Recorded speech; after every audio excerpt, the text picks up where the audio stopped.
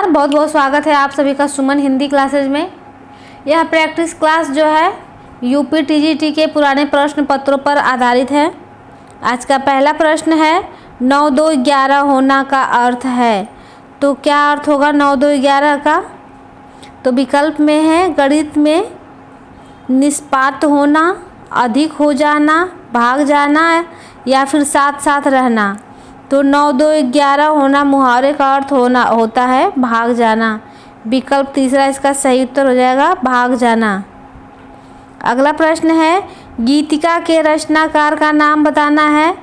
तो विकल्प में है प्रसाद, पंत, निराला या फिर मुकुटधर पांडे। यह किसकी रचना है गीतिका? तो गीतिका के रचनाकार छायावाद के अमिट हस्ताक्षर सूर्यकांत त्रिपाठी निराला जी का है। यह निराला जी की रचना है। तो विकल्प तीसरा इसका सही उत्तर हो जाएगा निराला। निराला जी की प्रमुख रचनाएं हैं अनामिका, परिमल, फिर गीतिका, तुलसीदास, जूही की कली, पंचवटी प्रसंग, राम की शक्ति पूजा, सरोज स्मृति। ये सभी रचनाएं जो हैं सूर्यकांत त्रिपाठी निराला जी की हैं। अगला प्रश्न है निम्नांकित में से किस कृति के लेखक नामवर सिंह हैं? तो विकल्प में है आलोचना और काव्य, दूसरी परंपरा की खोज, आस्था और सौंदर्य, भाषा और समाज। तो नामवर सिंह की रचना बताना है। तो नामवर सिंह हिंदी के प्रख्यात आलोचक हैं। ये एक मार्क्सवादी दर्शन से प्रभावित थे, यानी कि मार्क्सवादी विचारधारा के ये आलोचक हैं नामवर सिंह। इसका उत्तर हो जाएगा इनमें से कौन सी रचना जो है नामवर सिंह की है? तो दूसरी परंपरा की खोज यह नामवर सिंह की रचना है। अगला प्रश्न है सुंदर है बिहग सुमन, सुंदर मानव तुम, सबसे सुंदरतम में कौन सा काव्य दोष है? तो विकल्प में है अधिक पदत्व, अप्रतीतत्व, दुष्कर्मत्व या फिर क्लिष्टत्व। कौन सा दोष है? काव्य दोष बताना है। तो जो ऊपर पंक्ति दी हुई है इसमें जो है अधिक पदत्व काव्य दोष है। विकल्प पहला इसका सही उत्तर हो जाएगा अधिक पदत्व दोष है। अगला प्रश्न है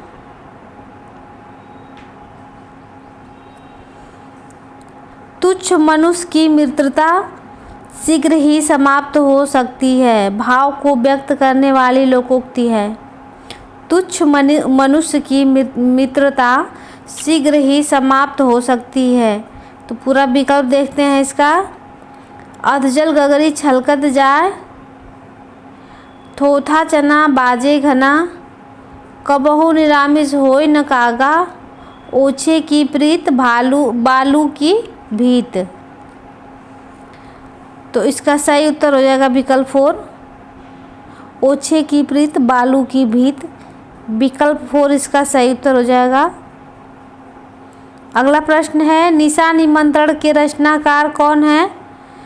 तो विकल्प में है सुमित्रानंदन पंत, हरिवंश राय बच्चन, बालकृष्ण शर्मा नवीन या फिर वीरेंद्र मिश्र।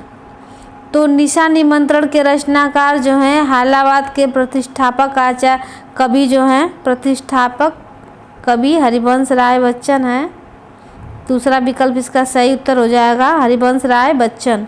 इनकी अन्य रचनाएं हैं मधुशाला, मधुबाला, मधु कलश, प्रणय पत्रिका, सतरंगिनी, मिलन यामिनी, आरती और अंगारें, जाल समेटा इत्यादि ये सभी रचनाएं जो है हरिवंश राय बच्चन की हैं। अगला प्रश्न है वयम रक्षामः क्या है? तो विकल्प में है यह निबंध संग्रह है, काव्य ग्रंथ है, संस्कृत नाटक है या फिर उपन्यास है।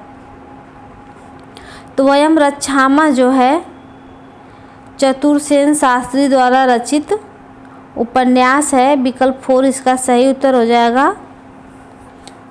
चतुरसेन शास्त्री की यह रचना है। इनकी अन्य रचनाएं हैं वैशाली की नगरवधू, अपराजिता, अमर सिंह, रक्त की प्यास। ये सभी अमर सिंह राठौर की रचनाएं हैं। अगला प्रश्न है प्रत्यक्ष का विलोम होगा। प्रत्यक्ष का विलोम क्या होगा? तो प्रत्यक्ष का विलोम परोक्ष होगा। तीसरा विकल्प इसका सही उत्तर हो जाएगा। अगला प्रश्न है फारी भखन सौ आंत ग्रीग रुधिर भवाय विकारी लेगति अपने मुखनि पै हरसी प्रेत समनारी। उपयुक्त पंक्ति में कौन सा स्थायी भाव है? तो विकल्प में है भय, जुगुप्सा, विस्मय या फिर निर्वेद। तो उपयुक्त पंक्तियों में जो है बीभत्स रस है, बीभत्स रस।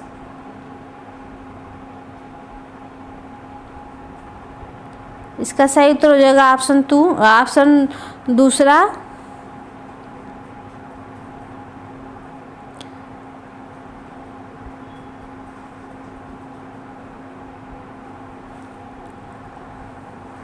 अगला प्रश्न है अजो तर गोना रहयो श्रुति रागत इक रंग में अलंकार बताना है। विकल्प में है श्लेष, रूपक, उपमा या फिर उत्प्रेक्षा। तो उपयुक्त पंक्ति में जो है श्लेष अलंकार निहित है। पहला विकल्प इसका सही उत्तर हो जाएगा, श्लेष अलंकार। अगला प्रश्न है नाट्य शास्त्र के प्रणेता आचार्य कौन हैं? तो आप सभी लोगों को पता है कि नाट्य शास्त्र के प्रणेता आचार्य भरत मुनि को माना जाता है। तो इसका सही उत्तर हो जाएगा विकल्प दूसरा, भरत मुनि। अगला प्रश्न है नासिकेतोपाख्यान के लेखक कौन है? नासिकेतोपाख्यान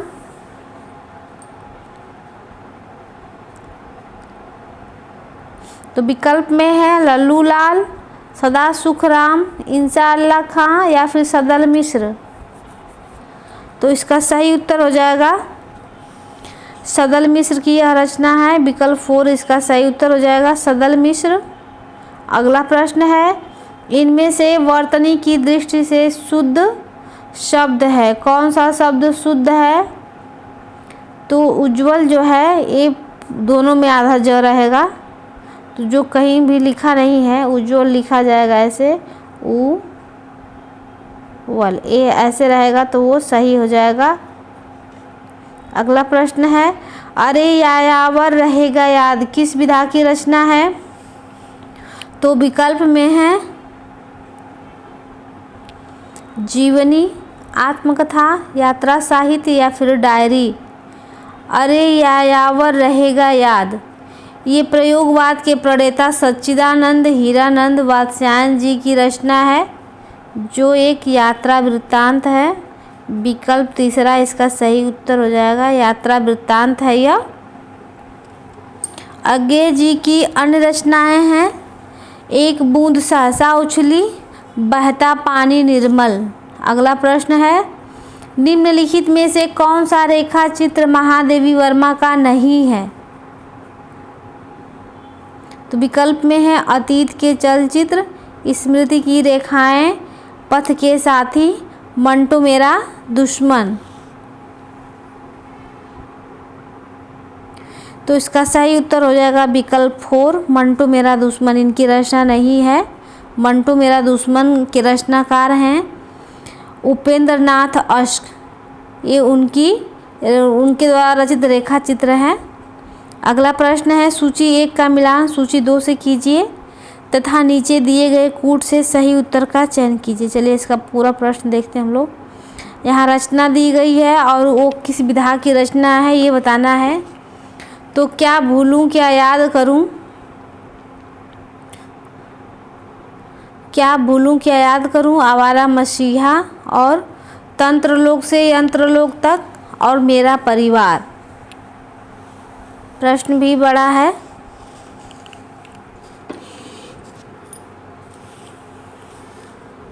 इसको छोटा कर लेते हैं थोड़ा।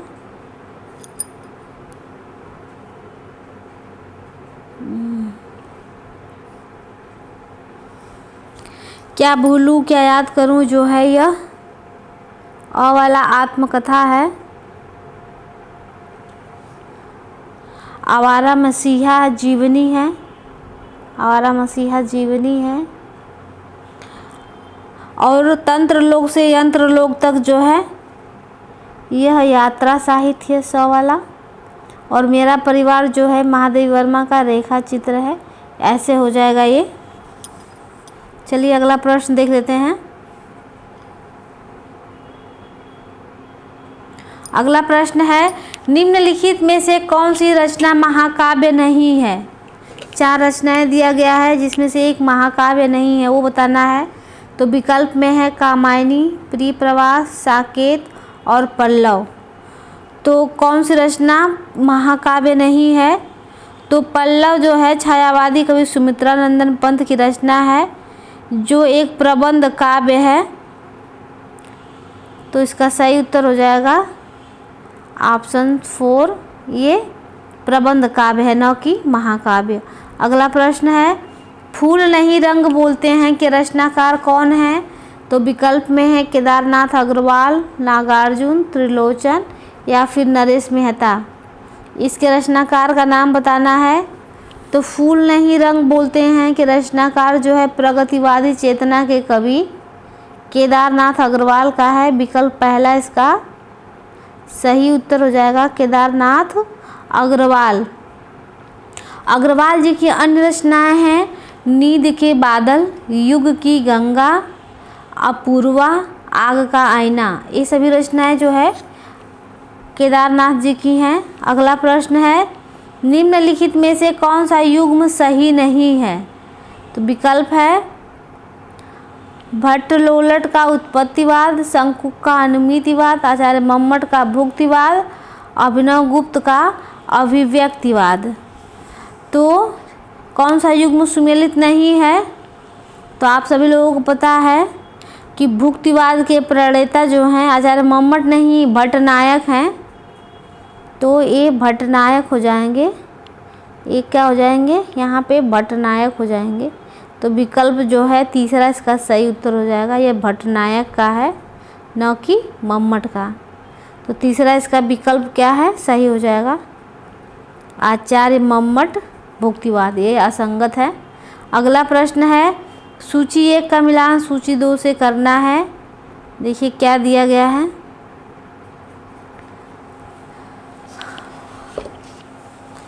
ये प्रमुख सिद्धांत हैं और उसके आचार्य हैं, उनको मिलाना है।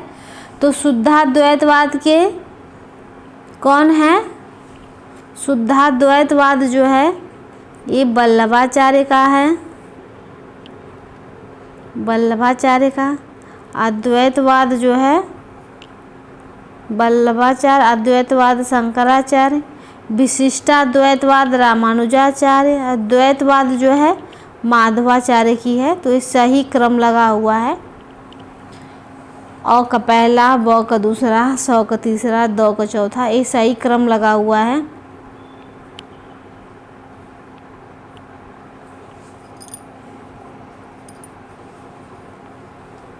तो तीसरा विकल्प जो है सही हो जाएगा इसका। अ का है पहला, ब का है दूसरा, स का है तीसरा, द का है चौथा, ये क्रम है। अगला प्रश्न है, प्रेमाख्यान काव्य परंपरा सूफी कवियों का मुख्य दर्शन क्या है? सूफी कवियों का दर्शन बताना है। तो विकल्प में है तवसूफ, हनफी, अहले हदीस, अहमदिया। तो मुख्य दर्शन बताना है। तो कौन सा दर्शन है सूफी कवियों का? तो प्रेमाख्यान काव्य निर्गुण प्रेमाश्रयी काव्यधारा के जो है अंतर्गत आता है सूफी परंपरा, जो कि ये तवस्सुफ दर्शन पर आधारित है।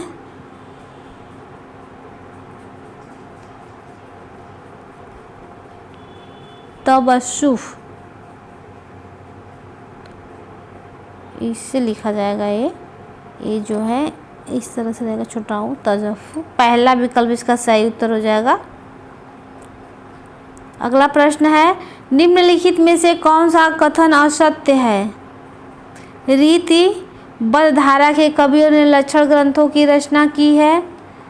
रीतिबद्ध धारा के कवियों को आचार्य कवि कहा जाता है, या फिर रीति बिहारी रीतिसिद्ध काव्यधारा के प्रतिनिधि कवि हैं? विकल्प 4 है केशव रीतिमुक्त काव्यधारा के कवि हैं। प्रश्न पूछ रहा है कौन सा कथन असत्य है? असत्य कथन बताना है। तो केशव दास जो रीतिकाल के प्रवर्तक कवि माने जाते हैं, उनके काव्य में रीतिकालीन संस्कार भरे पड़े हैं। रीतिमुक्त कवि में वे हैं जो रीतिकाल में होकर भी रीतिकालीन संस्कारों से मुक्त हैं। तो रीति मुक्त कवियों में जो आते हैं उसमें है घनानंद, आलम, बोधा, ठाकुर, ये सभी लोग रीति मुक्त में आते हैं। तो इसका चौथा विकल्प जो है सही उत्तर हो जाएगा।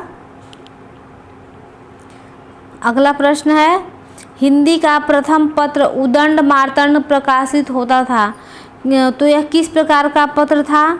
तो दैनिक, साप्ताहिक, मासिक या फिर त्रैमासिक। उदंड मार्तंड जो है किस प्रकार की पत्रिका थी? तो हिंदी का प्रथम समाचार पत्र उदंड मार्तंड जो 1826 ईस्वी में प्रकाशित हुआ था, यह एक जो है साप्ताहिक पत्रिका थी। इसके संपादक पंडित जुगल किशोर थे। अगला प्रश्न है निम्नलिखित में से अगला प्रश्न है निराला की कविता राम की शक्ति पूजा पर किस रचना का सर्वाधिक प्रभाव है? तो विकल्प में है रामचरितमानस, वाल्मीकि रामायण, साकेत या फिर कृतिवास रामायण।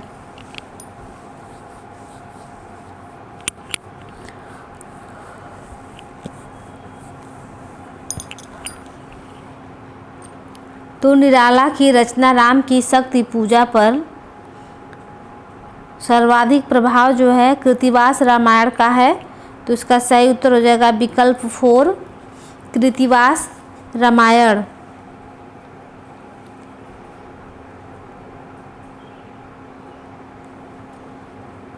अगला प्रश्न है निम्नलिखित में से कौन सा कवि दूसरा सप्तक में सम्मिलित नहीं है?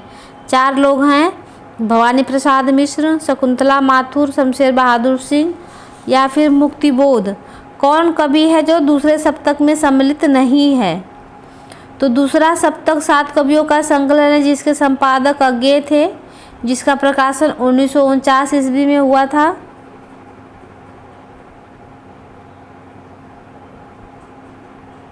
दूसरे सप्तक में जो है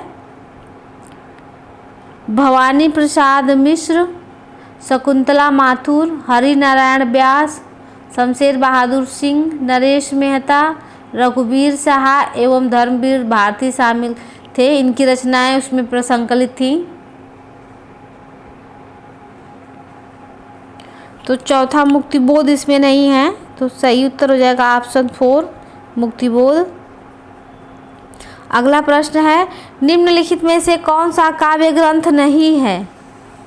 तो विकल्प में है वैदेही वनवास, पथिक, रसज्ञ रंजन या फिर भारत भारती। तो रसज्ञ रंजन जो है आचार्य महावीर प्रसाद द्विवेदी द्वारा रचित ग्रंथ है जो काव्य ग्रंथ नहीं है। विकल्प तीसरा इसका सही उत्तर हो जाएगा रसज्ञ रंजन।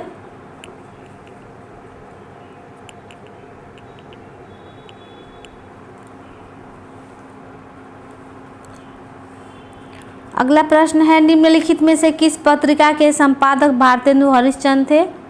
तो विकल्प देखते हैं पहले इसका सरस्वती,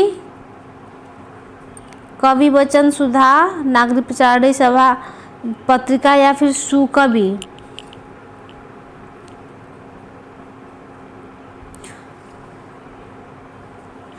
तो भारतेंदु हरिश्चंद्र द्वारा संपादित पत्रिका है कवि वचन सुधा जो 1884 ईस्वी में बनारस से प्रकाशित हुई थी। तो दूसरा विकल्प इसका सही उत्तर हो जाएगा।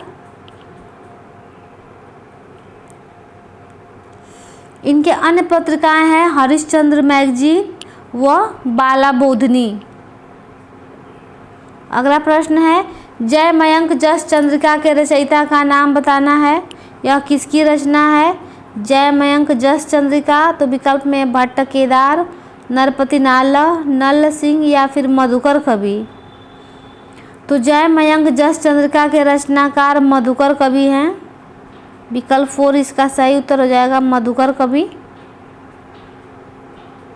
अगला प्रश्न है संतन को कहाँ सी करी सो काम, आवत जात पनहिया टूटी बिसरी गयो हरिनाम। यह अभिकथन किसका है?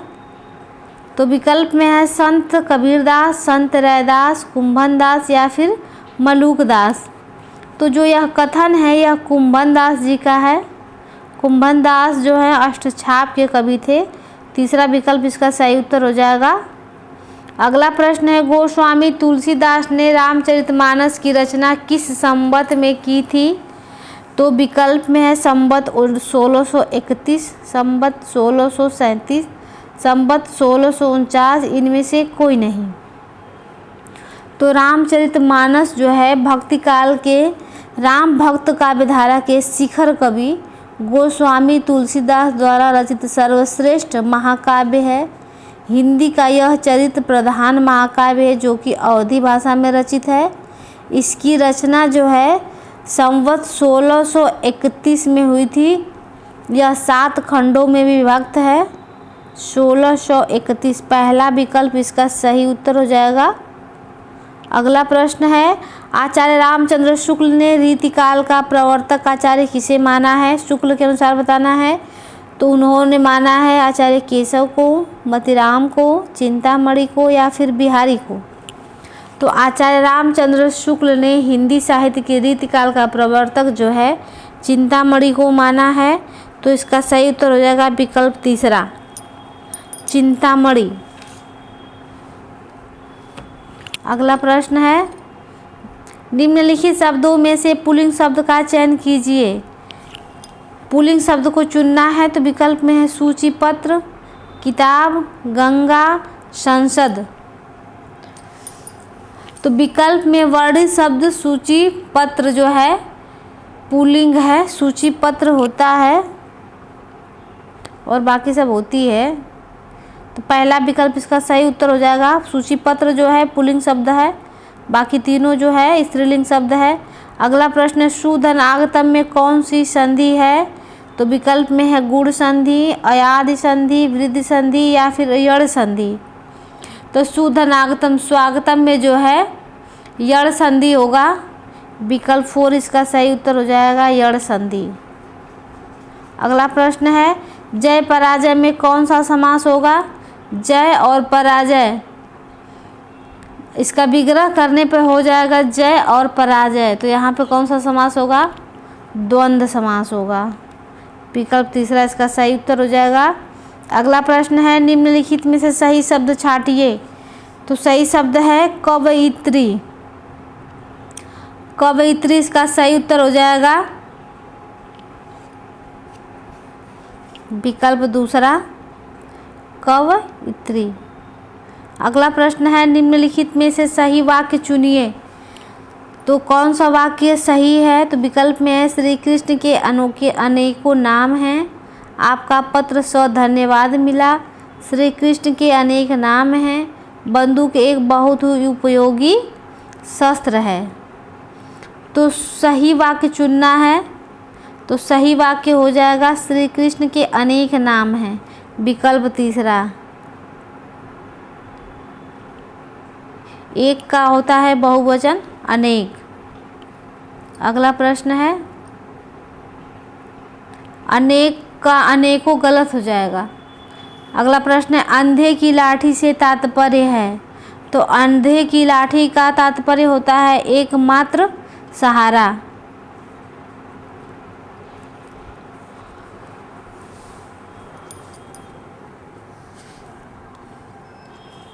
तो विकल्प 4 इसका सही उत्तर हो जाएगा, एक ही सहारा। अगला प्रश्न है निम्नलिखित में से लोकोक्ति चुनिए। कौन सा शब्द है जो लोकोक्ति है? तो विकल्प में है अंक भरना, आस्तीन का सांप, कहाँ राजा भोज कहाँ गंगुतेली या फिर तूती बोलना। तो लोकोक्ति को चुनना है। कौन सा शब्द लोकोक्ति है? तो विकल्प तीसरा लोकोक्ति के बाकी सभी मुहावरे हैं। कहाँ राजा भोज कहाँ गंगुतेली, यह लोकोक्ति है। अगला प्रश्न है निम्नलिखित में से किस उपन्यास का कथानक भारत पाकिस्तान विभाजन पर आधारित नहीं है? तो विकल्प में झूठा सच, तमस, आधा गांव या फिर कर्मभूमि। तो विकल्प 4 इसका सही उत्तर हो जाएगा, कर्म भूमि। झूठा सच जो है यशपाल की रचना है जो भारत पाकिस्तान पर आधारित है। तमस जो है भीष्म साहनी की रचना है। आधा गांव जो है ये राही मसूम रजा की है, उपन्यास है जो भारत पाकिस्तान विभाजन पर आधारित है। अगला प्रश्न है, आचार्य रामचंद्र शुक्ल द्वारा लिखित 11 वर्ष का समय किस विधा की रचना है? तो विकल्प में है कहानी, उपन्यास, डायरी या फिर संस्मरण। 11 वर्ष का समय, तो 11 वर्ष का समय जो है यह आचार्य रामचंद्र शुक्ल द्वारा रचित एक कहानी है। पहला विकल्प इसका सही उत्तर हो जाएगा, कहानी। अगला प्रश्न है, यशपाल की आत्मकथा है कौन सी है? नीड़ का निर्माण, फिर सिंहावलोकन, मेरी जीवन यात्रा या फिर मेरा जीवन प्रवाह। तो यशपाल की आत्मकथा का नाम है सिंहावलोकन। विकल्प दूसरा इसका सही उत्तर हो जाएगा, सिंहावलोकन। सिंहावलोकन यह आत्मकथा वर्ष सन 1991 में, 52 में, 1955 में 3 खंडों में प्रकाशित हुई है। यशपाल जो है मार्क्सवादी दर्शन से प्रभावित साहित्यकार रहे हैं। इनकी जो सिंहावलोकन है 3 भागों में प्रकाशित है।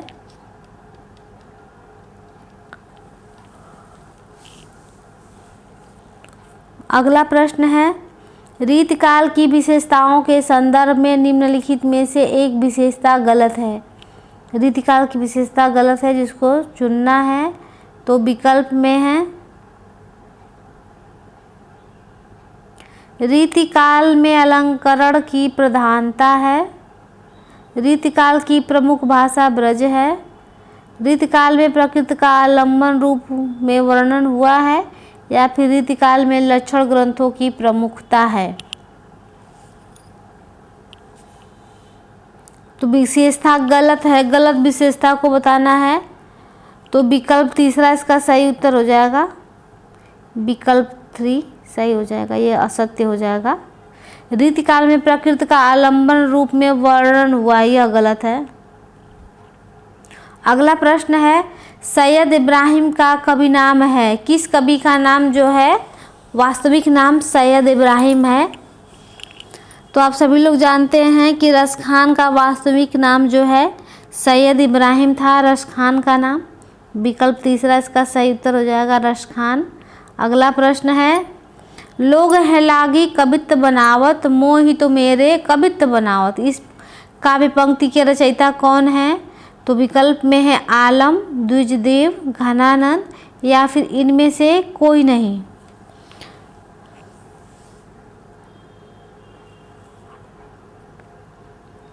तो इसका सही उत्तर हो जाएगा, घनानंद की यह पंक्ति है। अगला प्रश्न है,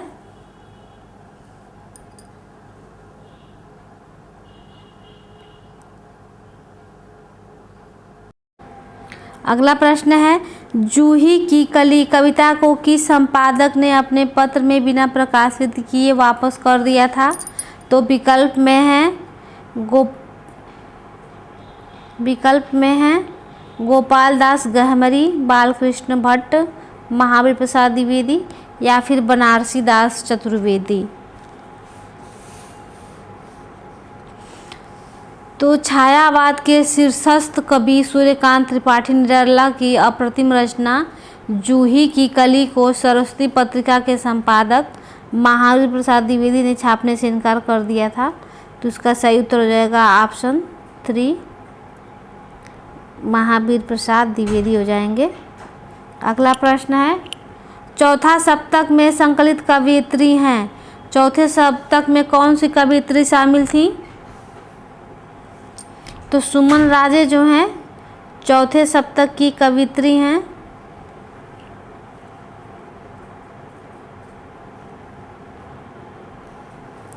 अगला प्रश्न है, कलकत्ता में स्थापित फोर्ट विलियम कॉलेज के संस्थापक कौन थे?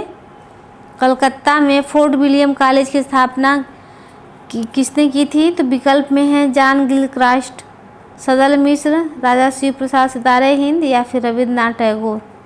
तो आप सभी लोगों को पता है कि जॉन गिलक्राइस्ट हैं। पहला विकल्प इसका सही उत्तर हो जाएगा। अगला प्रश्न है, किशोरीलाल गोस्वामी कृत इंदुमती नामक कहानी सर्वप्रथम कब और कहाँ प्रकाशित हुई थी?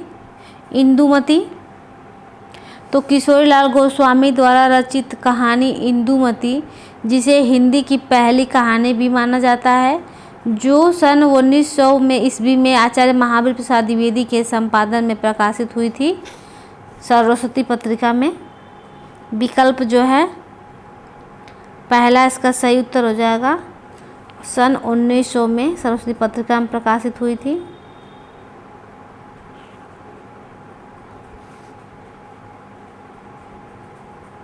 अगला प्रश्न है, भारवी द्वारा रचित किरातार्जुनीयम का प्रधान रस कौन सा है? भारवी की जो रचना है किरातार्जुनीयम का प्रधान रस बताना है, तो विकल्प में है वीर रस, श्रृंगार रस, करुण रस या फिर शांत रस।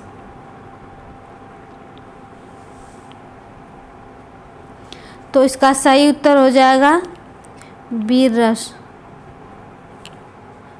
पहला विकल्प इसका सही उत्तर हो जाएगा। अगला प्रश्न है, श्रीहर्ष द्वारा रचित नैषधीय चरित में किस रीति की प्रधानता है? तो विकल्प में है पांचाली रीति, वैदर्भी रीति, गौड़ी रीति या फिर प्रसाद रीति। तो इसमें जो है वैदर्भी रीति की प्रधानता है। विकल्प दूसरा इसका सही उत्तर हो जाएगा, वैदर्भी रीति। अगला प्रश्न है, बृहत्त्रयी में कौन सा महाकाव्य नहीं आता है? तो विकल्प में है किरातार्जुनीयम, शिशुपाल वध, नैषधीय चरितम या फिर रघुवंशम।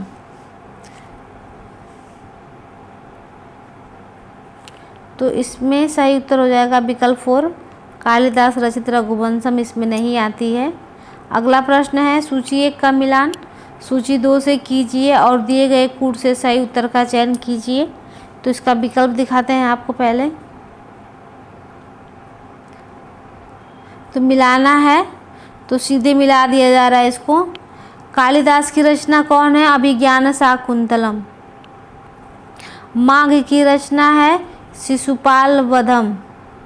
भवभूति की रचना है उत्तर रामचरितम। 10 कुमार चरितम दंडी की रचना। एक क्रम हो जाएगा इसका। अगला प्रश्न पे चलते हैं। उज्ज्वल शब्द का सही संधि विच्छेद होगा। उज्ज्वल शब्द का सही विच्छेद होगा बताइए। तो विकल्प नहीं है उज धन ज्वल, उज धनवल, उत धन ज्वल या फिर उज धनवल उज्ज्वल। तो इसका सही विकल्प हो जाएगा उत धन ज्वल। विकल्प तीसरा इसका सही उत्तर हो जाएगा उत धन ज्वल। उज्ज्वल का सही संधि विच्छेद है। अगला प्रश्न है, पंचवटी शब्द में प्रयुक्त समास का नाम बताना है। तो पंचवटी शब्द में प्रयुक्त समास कौन सा है? तो विकल्प में है द्विगु समास, तत्पुरुष समास, बहुब्रीहि समास या फिर अव्ययी भाव समास। तो इसका सही उत्तर हो जाएगा पंचवटी में जो है द्विगु समास होगा। पहला विकल्प इसका सही उत्तर हो जाएगा। जिस समास का पहला पद संख्यावाचक होता है वहाँ पे द्विगु समास होता है। अगला प्रश्न है, सूची 1 का मिलान सूची 2 से कीजिए और दिए गए कूट से सही उत्तर का चयन कीजिए। तो यहाँ पे लकार दिया गया है। तो लट लकार, लोट लकार, लंग लकार या फिर लिट लकार, इसको सुमेलित करना है। तो लट लकार का अर्थ होता है वर्तमान काल, लट लकार। लोट का होता है आज्ञा, लोट लकार का होता है आज्ञा। लंग लकार होता है भूतकाल और लिट लकार का होता है भविष्यकाल। एक क्रम हो जाएगा इसका। अगला प्रश्न है, अब लौ लसानी अब न नसैहो पद में के रचयिता कौन है? तो विकल्प में है सूरदास, कुंभनदास, तुलसीदास या फिर गोविंद स्वामी। तो उपरोक्त पद के रचयिता हैं गोस्वामी तुलसीदास की यह पंक्ति है। विकल्प तीसरा इसका सही उत्तर हो जाएगा तुलसीदास। अगला प्रश्न है, निम्नांकित में से कौन सा शब्द सूर्य का पर्यायवाची नहीं है? तो दिनकर, दिवाकर, भानु, भास्वर लिखा है यहाँ पे, अंशुमाली, कौन सा नहीं है?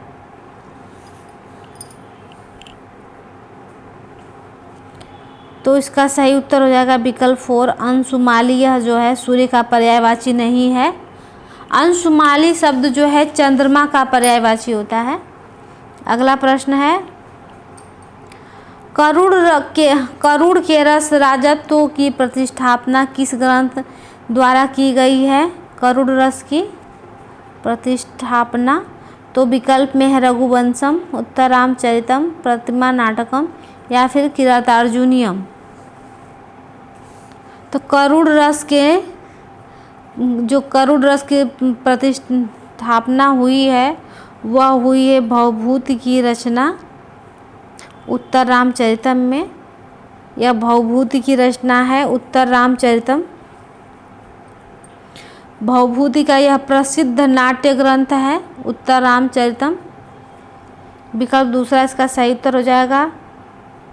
अगला प्रश्न है, न कांतमपि निर्भूष विभाति वनिता मुखम, यह अभिमत किसका है? तो विकल्प में है आचार्य रुद्रट का, पीयूषवर्ती जयदेव का, आचार्य भामह का या फिर आचार्य मम्मट का।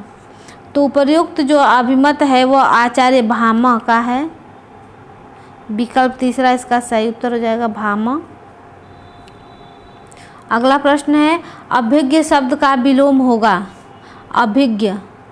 अभिज्ञ शब्द का विलोम बताना है। तो अभिज्ञ का कुछ लोग भिज्ञ लगा देंगे, सभिज्ञ, सुभिज्ञ, ये तो नहीं है, लेकिन कुछ लोग इसी दोनों में कंफ्यूज होते हैं। अभिज्ञ का भिज्ञ, लेकिन सही उत्तर हो जाएगा अभिज्ञ का अनभिज्ञ होगा। तीसरा उत्तर इसका सही उत्तर हो जाएगा अभिज्ञ का अनभिज्ञ। द्विज शब्द का अर्थ है तो विकल्प में है ब्राह्मण, दांत, पक्षी या इनमें से सभी। तो द्विज शब्द का जो अर्थ होता है उसका अर्थ होता है दोबारा जन्म लेने वाला। यहाँ यह शब्द ब्राह्मण भी है, दांत भी है और पक्षी भी है। तो इसका सही उत्तर हो जाएगा विकल्प 4 इनमें से सभी। अगला प्रश्न है, अकरोह रूप है क्या है? तो विकल्प में है क्री धातु, लोट लकार प्रथम पुरुष एक वचन या फिर क्री धातु लंग लकार प्रथम मध्यम पुरुष एक वचन। विकल्प तीसरा है। तो दूसरा विकल्प ही इसका सही उत्तर हो जाएगा अकरो रूप जो है क्री धातु लंग लकार मध्यम पुरुष एक वचन के रूप में प्रयुक्त हुआ है। तो विकल्प दूसरा इसका सही उत्तर हो जाएगा। अगला प्रश्न है, मार्ग के दोनों तरफ वृक्ष हैं का संस्कृत अनुवाद होगा। क्या होगा संस्कृत अनुवाद? तो विकल्प में है मार्गम उभयतः वृक्षा सन्ति, मार्गस्य उभयतः वृक्षा सन्ति, मार्गस्य उभयतः वृक्षा सन्ति, मार्गे वृक्षा सन्ति। कौन सा इसका सही अनुवाद क्या होगा? तो इसका सही अनुवाद होगा मार्गम उभयतः वृक्षा सन्ति। विकल्प पहला इसका सही उत्तर हो जाएगा। अगला प्रश्न है, भविष्यत कहा के रचनाकार हैं? यह किसकी रचना है? पुष्पदंत की, स्वयंभू की, धनपाल की या फिर सरापा की। तो भविष्यत कहा जो है, अब भविष्यत का अपभ्रंश में रचित एक कथा काव्य है जिसके रचयिता जैन कवि धनपाल हैं। तीसरा विकल्प इसका सही उत्तर हो जाएगा। अगला प्रश्न है, आचार्य भिखारीदास कृत प्रमुख काव्य शास्त्रीय ग्रंथ है। भिखारीदास की रचना का नाम बताना है। तो विकल्प में है काव्य प्रकाश, काव्य निर्णय, काव्यांग प्रकाश या फिर रस सारांश। कौन सी रचना जो है आचार्य भिखारीदास द्वारा रचित है? तो इसका सही उत्तर हो जाएगा काव्य निर्णय। विकल्प दूसरा है जो इसका सही उत्तर हो जाएगा काव्य निर्णय। तो आज के लिए बस इतना ही, मिलते हैं नेक्स्ट वीडियो में, तब तक के लिए धन्यवाद।